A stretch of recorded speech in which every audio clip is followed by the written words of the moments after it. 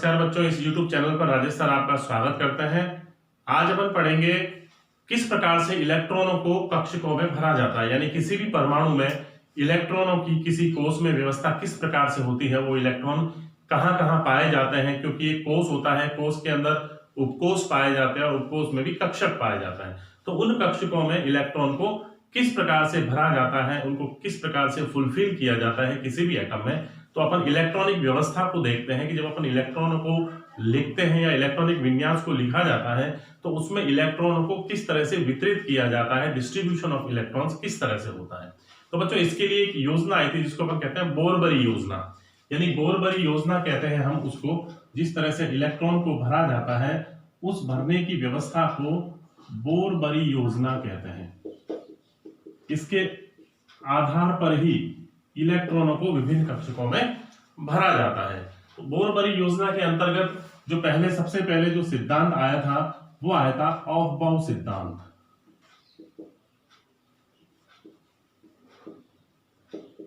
ऑफबाउ सिद्धांत को ही आधार मानते हुए परमाणु में विभिन्न कक्षकों में इलेक्ट्रॉनों को भरा जाता है। ऑफबाउ सिद्धांत क्या कहता है? ऑफबाउ कोई एक वैज्ञानिक का नाम नहीं है। ऑफबाउ जो है वो एक जर्मन शब्द है। ये एक क्या है? जर्मन शब्द है जिसका अर्थ होता है निर्माण करना, जिसका अर्थ है निर्माण करना या ना बिल्डिंग अप, निर्माण करना, बनाना।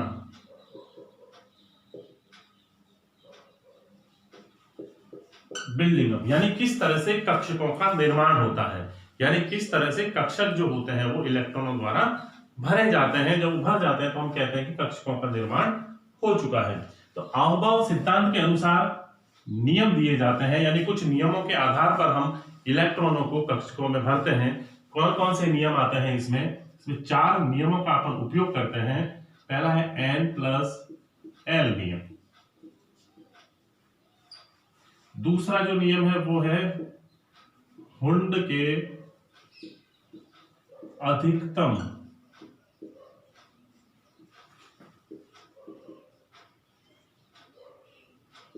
बहुलकता का नियम, मल्टीप्लिसिटी।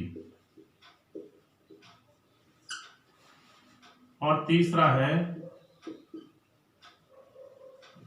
पाउली का अपवर्जन नियम। और एक नियम और इसके साथ काम करता है वो है अर्धपूरित अथवा पूर्ण पूरित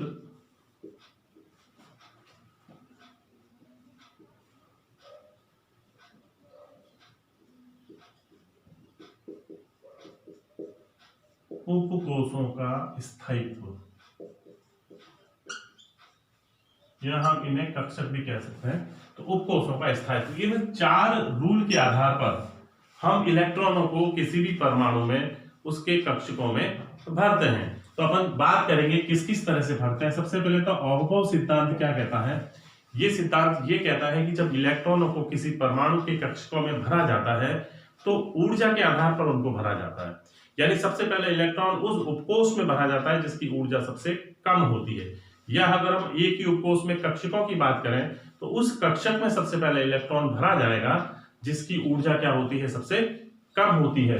तो हमें पता है कि ऊर्जा का जो क्रम होता है वो सबसे पहले S उपकोष का सबसे कम होता है, उससे ज्यादा P, फिर D और फिर M। ये इनके ऊर्जा का क्रम होता है उपकोषों का।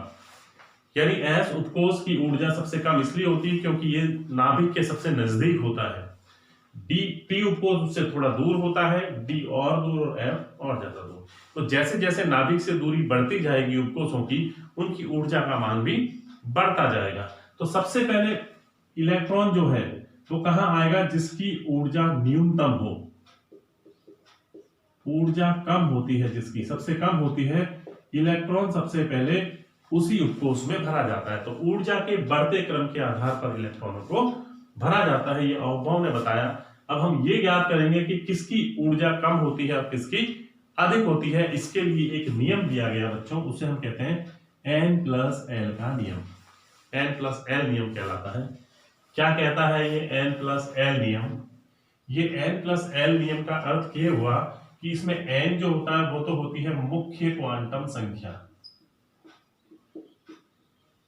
इसे हम मुख्य क्वांटम संख्या कहते हैं, प्रिंसिपल क्वांटम नंबर को बताती है। l जो होता है ये होती है दिगंशीय क्वांटम संख्या, एजीमुथल क्वांटम नंबर, दिगंशीय क्वांटम संख्या का मान होता है ये। इन दो के आधार पर अपन बताते हैं कि इलेक्ट्रॉन किस प्रकार से उपकोष में भरे जाते हैं। मान लीजिए अपन बात करते हैं कि इलेक्ट्रॉन किस में भरे जाएंगे, इलेक्ट्रॉन उस उपकोष में भरे जाएंगे जिसके लिए n प्लस एल का मान न्यूनतम होता है, यानी इन दोनों का योग जो है जिसके लिए सबसे कम होगा उसमें इलेक्ट्रॉन पहले भरा जाएगा। फॉर एग्जाम्पल अगर अपन बात करें, एक तरफ है 1s और दूसरी तरफ है 2s, दो अपन कक्षकों की बात करते हैं, ऑर्बिटल्स हैं, इलेक्ट्रॉन किस में पहले भरा जाएगा। 1s के लिए अपन n का मान देखते हैं, l और n प्लस l, इनका योग देखते हैं। तो 1 का मतलब, क्योंकि अपन इससे पहला वाला जो वीडियो था उसमें मुख्य क्वांटम संख्याओं को पढ़ चुके हैं, आगे की जो संख्याएं होती हैं वो मुख्य क्वांटम यानी प्रिंसिपल क्वांटम नंबर को बताती है। 1 का मतलब क्या है, n का मान 1 है। 2 का मतलब क्या, n का मान 2 होता है, प्रिंसिपल क्वांटम नंबर 2 हो गए। तो अगर अपन इसकी बात करें कक्षक की, इसके लिए n का मान कितना हो गया, 1। फिर अपन s के लिए, क्योंकि s जो कक्षक है उसके लिए l का मान क्या होगा, अपन पढ़ चुके हैं दिगंशीय क्वांटम संख्या, s के लिए l का जो मान होता है वो 0 होता है। ठीक है, इसके लिए क्या हो गया, l का मान 0 हो जाएगा। इनका योग क्या हो जाएगा, 1 प्लस 0 इज इक्वल टू 1। अब अपन बात करते हैं इस 2s कक्षक की। इसके लिए मुख्य क्वांटम संख्या जो आगे वाली संख्या होती है वो मुख्य क्वांटम संख्या n बराबर 2। s जो होती है वो दिगंशीय क्वांटम संख्या, l का मान बताती है, क्योंकि s के लिए l का मान 0 होता है, इसके लिए भी 0 हो गया। तो n प्लस l का मान 2s के लिए क्या हो गया, 2, यानी 2 प्लस 0 इक्वल टू 2। हमने देखा कि n प्लस l का मान 1s के लिए कितना है, 1, 2s के लिए कितना है, 2। तो जिसके लिए n प्लस l का मान, l का जो मान होता है वो न्यूनतम होगा, यानी कम होगा, कम होता है, उसी में ही इलेक्ट्रॉन प्रवेश करता है। यानी सबसे पहले उसी में इलेक्ट्रॉन जाएगा जिसके लिए n प्लस l का मान कम होता है। तो यहां पर इलेक्ट्रॉन कहां जाएगा, पहले 1s में इलेक्ट्रॉन भरा जाएगा, यानी पहले 1s में इलेक्ट्रॉन जाएंगे, इसमें जब पूरा फुलफिल हो जाएगा, 2 इलेक्ट्रॉन पूरे आ जाएंगे इस कक्षक में, ऑर्बिटल्स में, उसके बाद जो अगले इलेक्ट्रॉन होंगे वो 2s में जाएंगे। तो इसका अर्थ क्या हुआ कि 1s की ऊर्जा जो है वो 2s से कम होती है, n प्लस l के नियमानुसार। एक बात तो ये हो गई, फर्स्ट बात, कि जिसके लिए n प्लस l का मान कम होगा उस उपकोष में इलेक्ट्रॉन पहले भरे जाएंगे। फिर बात आती है कि अगर n प्लस l के मान बराबर हो जाते हैं, कुछ उपकोष ऐसे होते हैं या कक्षक ऐसे होते हैं जिनमें n प्लस l के मान क्या हो जाते हैं, बराबर हो जाते हैं, समान हो जाते हैं, उस स्थिति में क्या किया जाए, उस स्थिति में बच्चों इलेक्ट्रॉन उस उपकोष या कक्षक में प्रवेश करेगा जिसके लिए n का मान कम होगा, न्यूनतम होगा। दूसरी कंडीशन क्या कहती है कि जब n प्लस l का मान समान हो, ठीक है ना, समान होता है, तो इलेक्ट्रॉन उस कक्षक, या हम कह सकते हैं उपकोष की बात हो रही है तो उपकोष में प्रवेश करेगा जिसके n का मान कम होगा, यानी जिसका n का मान जो होगा कम होता है दोनों में से, उसमें इलेक्ट्रॉन प्रवेश करता है। आइए अपन देखते हैं एक एग्जांपल से इसको समझते हैं।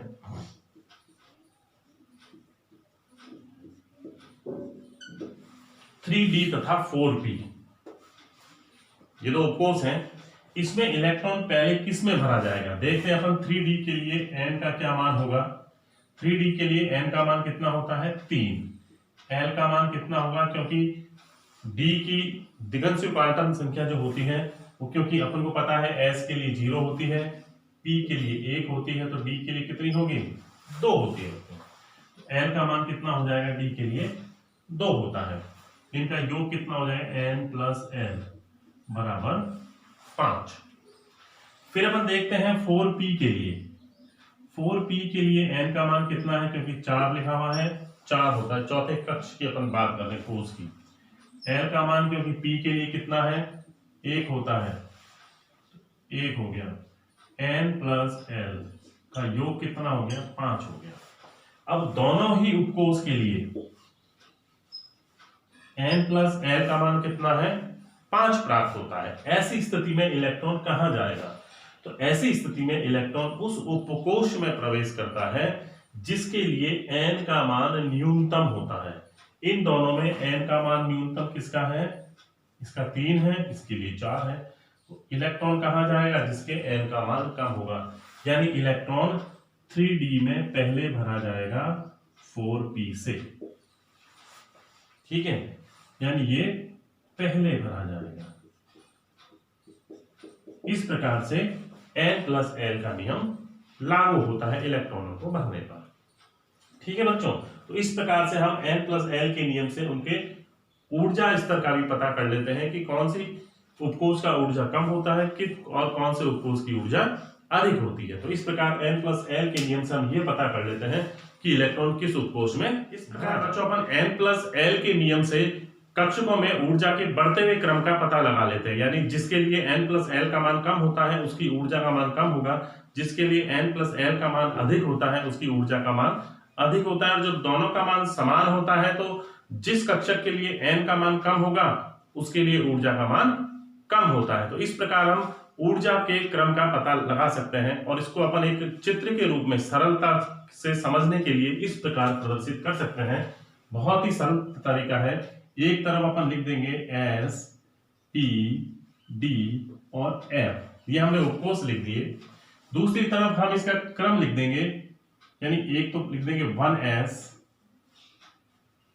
2S, 3S, 4S, 5S, 6S and 7S। इस प्रकार अपन ने सबसे पहले इन S कक्षकों को लिख देते हैं।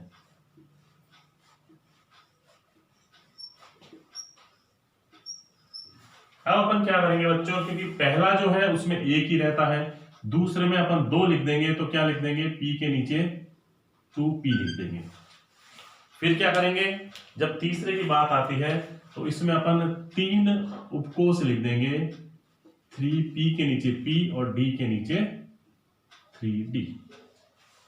ऐसे ही जब चौथा है तो 4P, 4S और 4D, यानी इस प्रकार अपन लिख देंगे, 4D लिख देंगे। और 4D के बाद में क्या आ जाएगा, क्योंकि इसमें 3D 3 आ गए, 3 तक होता है, इसमें 4 हो गए, 4S, 4P, 4D, sorry S आ गए, गलत लिख दिया मैंने, 4P, 4D और ये 4F। इस प्रकार F तक हो गया, क्योंकि F को अपन सुविधा के लिए थोड़ा सा यहां लिख देते हैं 4F। फिर क्या करेंगे, एक बार अपन ने बढ़ाया, फिर अपन इसको कम याद करने की दृष्टि से इसको कम करते जाते हैं, 5P और 5D, ये लिख दिया। अब अपन क्या लिखेंगे, 6P तक लिख देंगे, यानी एक बार अपन ने बढ़ाया, दूसरी बार अपन इसको क्या करते जा रहे हैं, कम करते जा रहे हैं। थोड़ा सा नीचे लिख देते हैं इसको, 6S और 6P और ये 7S। इस तरह से ये क्रम क्या हो रहा है, घटता जा रहा है और ये बढ़ता जा रहा है, इस तरह से। अब अपन देखो कैसे करते हैं इनमें कक्षकों की ऊर्जा का क्रम निर्धारित। सबसे पहले अपन इस तरह से एक तीर लगाते हैं, यानी सबसे कम ऊर्जा, सबसे पहले इलेक्ट्रॉन कहां भरेंगे, 1s में इलेक्ट्रॉन भरा जाता है। फिर कहां भरेंगे अपन, इलेक्ट्रॉनों को इस तरह से अपन लाइन खींच देंगे,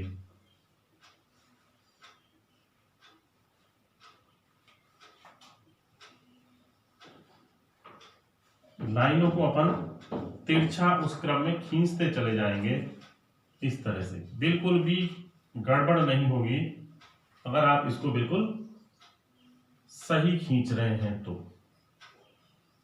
इस तरह से हम खींच देते हैं। अब क्या करेंगे, पहले इलेक्ट्रॉन, अब इसको अपन जिगजैग रूप में जोड़ेंगे, यानी इस 2s को अपन पीछे से इससे जोड़ देंगे, इसी तरह से ये जो है इसको पीछे से यहां से जोड़ देंगे। इस तरह से अपन इनको एरो को पीछे से जोड़ते चले जाएंगे। इससे हमें इनकी ऊर्जा के क्रम का पता लग जाएगा कि किसकी ऊर्जा कम है और किसकी ऊर्जा अधिक होती है। अब देखिए, सबसे पहले अपन कहां जाएगा, इलेक्ट्रॉन जो आएगा सबसे पहले वो कहां जाएगा, 1s में भरा जाएगा। 1s के बाद में कहां आ रहा है, ये 2s में, यानी 2s की ऊर्जा 1s से थोड़ी ज्यादा होती है। 2s के बाद में ये कहां जुड़ा, 2p, 2p के बाद में 3s, 3s भरने के बाद में कहां गया, 3p, 3p के बाद में 4s, 4s में इलेक्ट्रॉन भरने के बाद कहां गया, 3d में, यानी 3d से पहले 4s कक्षक भरा जाता है। इससे भी अपन को पता लग गया। 3d के बाद में 4p, 4p के बाद में 5s, 5s के बाद में अपन कहां आ गए, 4d, 4d के बाद 5p और 5p के बाद में 6s कक्षक में इलेक्ट्रॉन को भरा जाता है। 6s के बाद अपन फिर कहां चले, 4f में। अब पहले इलेक्ट्रॉन भरा जाएगा 4f में, उसके बाद आएगा 5d का नंबर और उसके बाद आएगा 6p का नंबर और फिर 7s।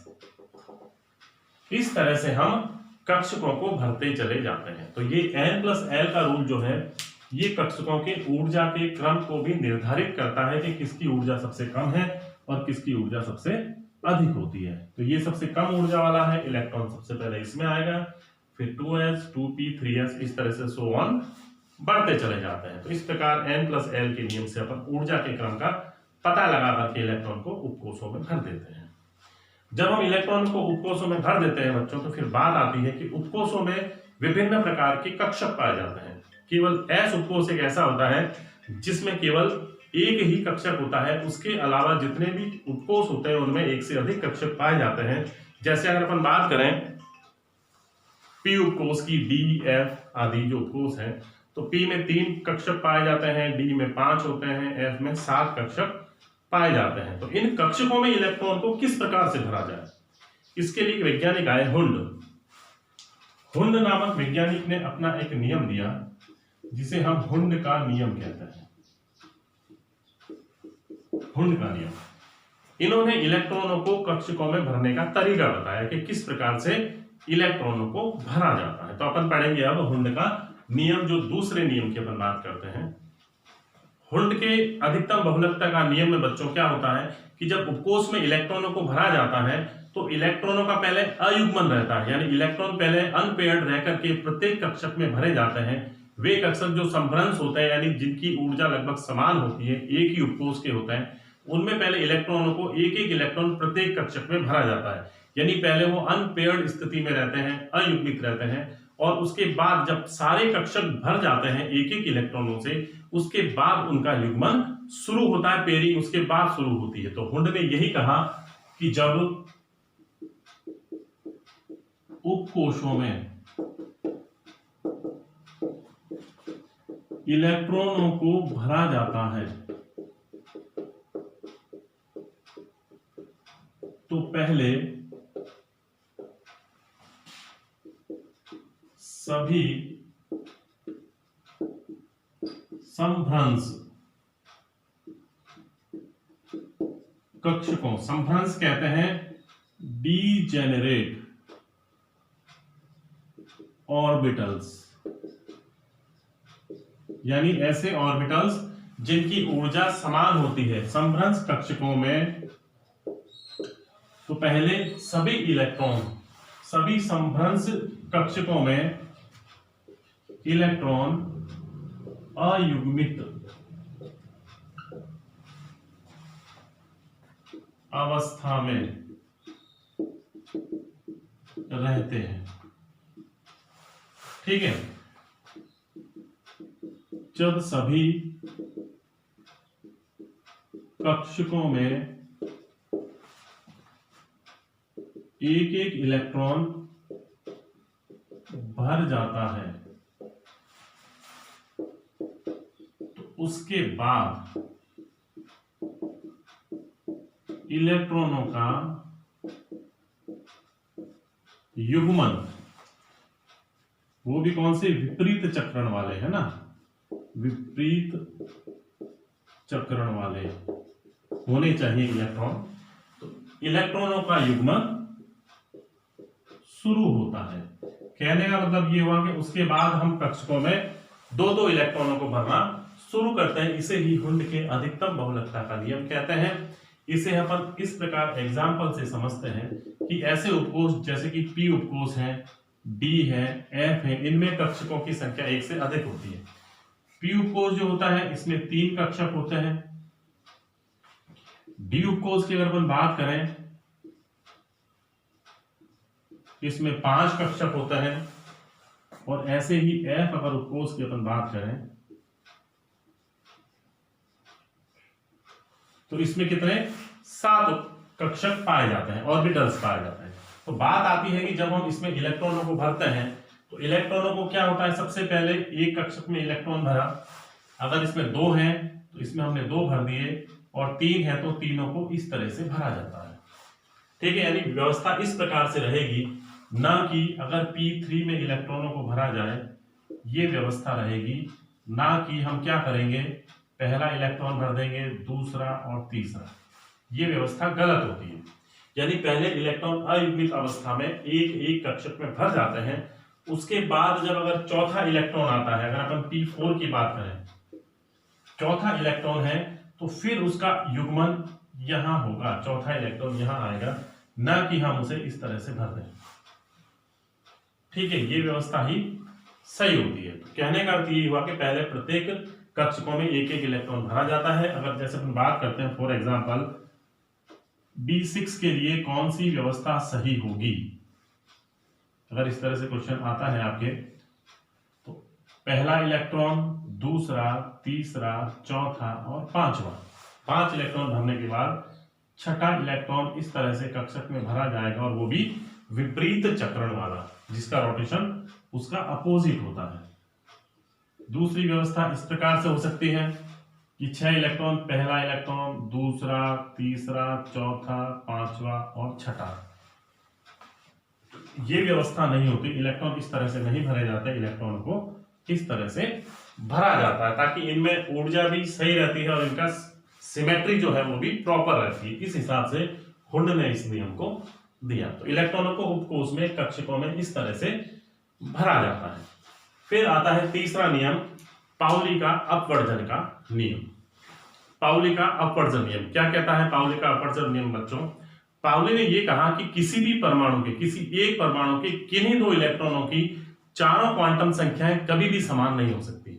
अधिकतम से अधिकतम 3 क्वांटम संख्याएं तो समान हो सकती हैं, लेकिन चौथी जो क्वांटम संख्या होगी वो असमान होगी, यानी अलग होगी। यानी चारों में से कोई सी भी एक जो होगी क्वांटम संख्या वो अलग होगी। कहने का अर्थ ये हुआ कि एक ही परमाणु के किन्हीं 2 इलेक्ट्रॉनों की चारों क्वांटम संख्याओं का मान कभी भी समान नहीं होता। अगर हम किसी एक पर्टिकुलर उपकोष के एक पर्टिकुलर कक्षक की भी अगर बात करें, उस कक्षक में उपस्थित किन्हीं 2 इलेक्ट्रॉनों की अगर क्वांटम संख्या देखें, चेक करें, तो उनमें से 3 क्वांटम संख्याओं का मान तो समान होगा। मुख्य क्वांटम संख्या समान होगी, दिगंत क्वांटम संख्या समान होगी, चुंबकीय क्वांटम संख्या भी समान होगी, क्योंकि वो एक ही कक्षक के 2 इलेक्ट्रॉन हैं। लेकिन चौथी जो क्वांटम संख्या होगी, चक्रण क्वांटम संख्या, वो दोनों की अलग अलग होगी, क्योंकि एक ही कक्षक में दोनों इलेक्ट्रॉन विपरीत चक्रण के होते हैं। तो इस प्रकार पाउली ने ये कहा कि किसी भी एक परमाणु के किन्हीं भी 2 इलेक्ट्रॉन, कोई से भी आप 2 इलेक्ट्रॉन की क्वांटम संख्या चेक कर लीजिए, किन्हीं दो इलेक्ट्रॉनों की चारों क्वांटम संख्याएं कभी भी समान नहीं होती। इसे ही पाउली का अपवर्जन का नियम कहते हैं। अपन इसको लिखते हैं, किसी एक परमाणु के किन्हीं दो इलेक्ट्रॉनों की चारों क्वांटम संख्याओं का मान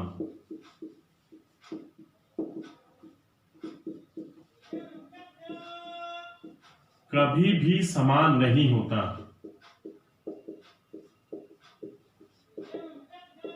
कभी भी समान नहीं होता है। अधिकतम 3 क्वांटम संख्याएं समान हो सकती हैं।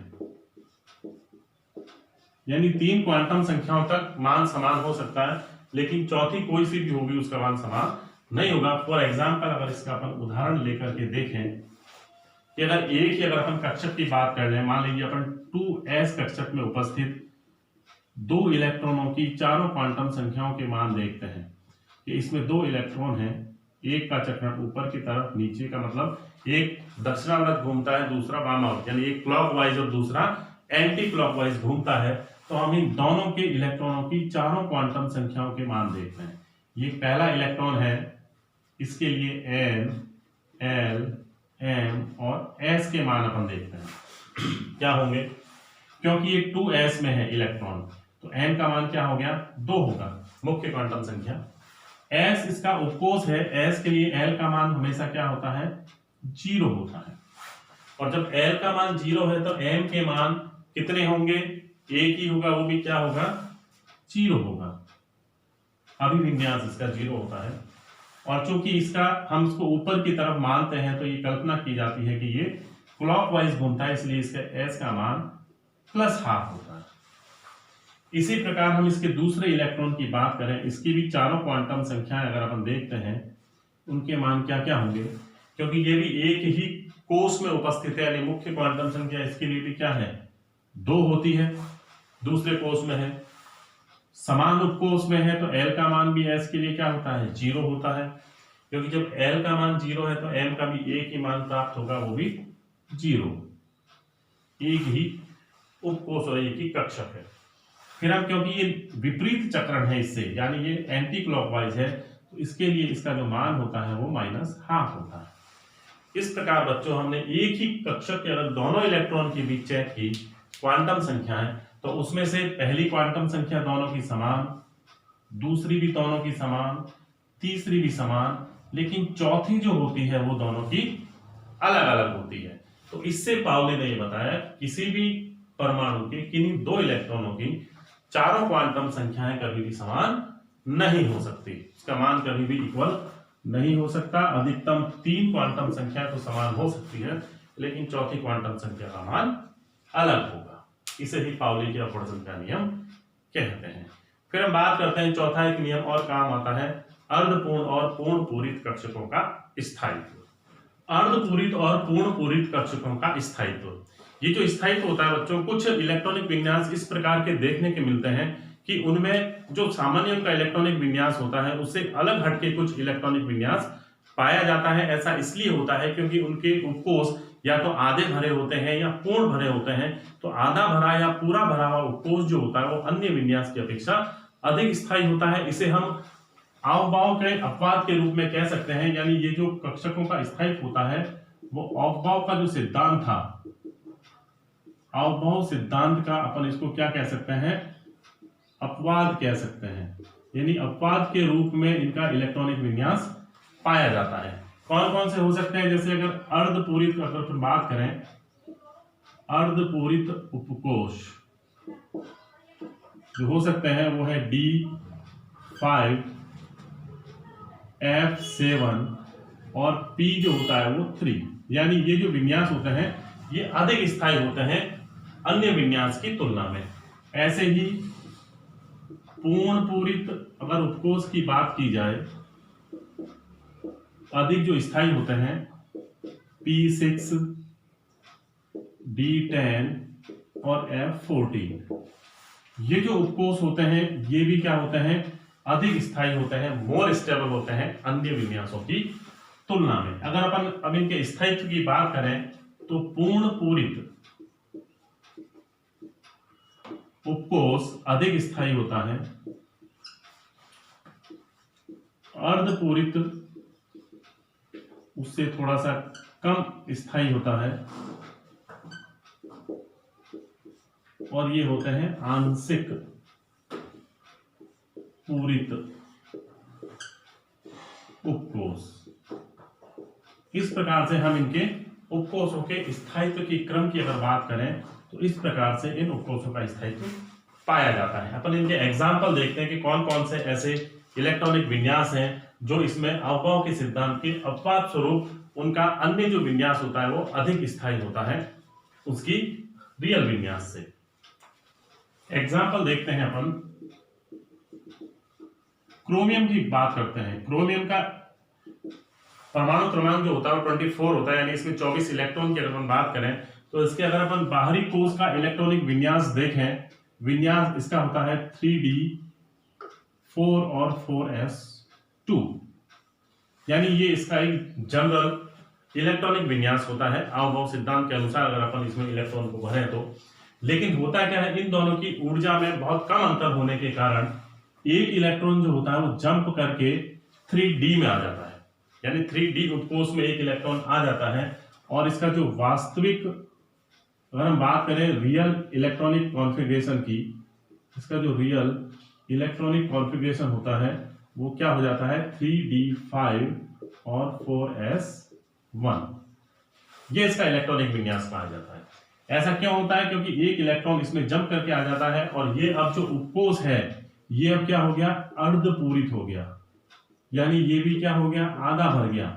आधा भरा होने के कारण इस विन्यास से ये अधिक स्थायी हो जाता है, यानी अधिक स्थायित्व स्टेबिलिटी प्राप्त करने के कारण इसका जो है विन्यास क्रोमियम का ये पूछा जाता है। यानी एग्जाम में कई बार पूछ लिया जाता है कि क्रोमियम का इलेक्ट्रॉनिक विन्यास क्या होगा, तो क्रोमियम का इलेक्ट्रॉनिक विन्यास 3d5 4s1 होता है। इसी प्रकार से अगर हम बात करें कॉपर की, कॉपर जो होता है इसका परमाणु क्रमांक 29 होता है, यानी 29 इलेक्ट्रॉन को अगर अपन भरें और बाह्यतम कोष का अगर अपन इसका इलेक्ट्रॉनिक विन्यास देखें तो इसका 3d9 4s2 इलेक्ट्रॉनिक विन्यास होना चाहिए अवगाव सिद्धांत के अनुसार। लेकिन इसमें भी क्या होता है, एक इलेक्ट्रॉन जो होता है वो 3d में आ जाता है और इसका पूर्ण पूरित 3d10 4s1 ये इलेक्ट्रॉनिक विन्यास बन जाता है। अब ये क्या होता है, पूर्ण पूरित होने के कारण, पूर्ण पूरित होने के कारण अधिक स्थायी होता है, इसका स्थायित्व बढ़ जाता है, अधिक स्थायी होता है, इसलिए इस इलेक्ट्रॉनिक विन्यास को माना जाता है। तो इस प्रकार बच्चों अर्धपूरित या पूर्ण पूरित जो उपकोष होते हैं वो अन्य विन्यास की तुलना में अधिक स्थायी होने के कारण उनके इस प्रकार के इलेक्ट्रॉनिक विन्यास को माना जाता है। ये अवगाव सिद्धांत के कुछ अपवाद के रूप में जाने जाते हैं। तो इस प्रकार बच्चों आज अपन ने कक्षकों में इलेक्ट्रॉन को भरने का नियम सीखा, किस प्रकार से इलेक्ट्रॉनों को भरा जाता है। तो आप इस चैनल को सबसे पहले सब्सक्राइब करें, उसके बाद इसका जो अगला वीडियो है उसको हम अगले वीडियो में जो भी इसका टॉपिक होगा उसको पढ़ेंगे। धन्यवाद।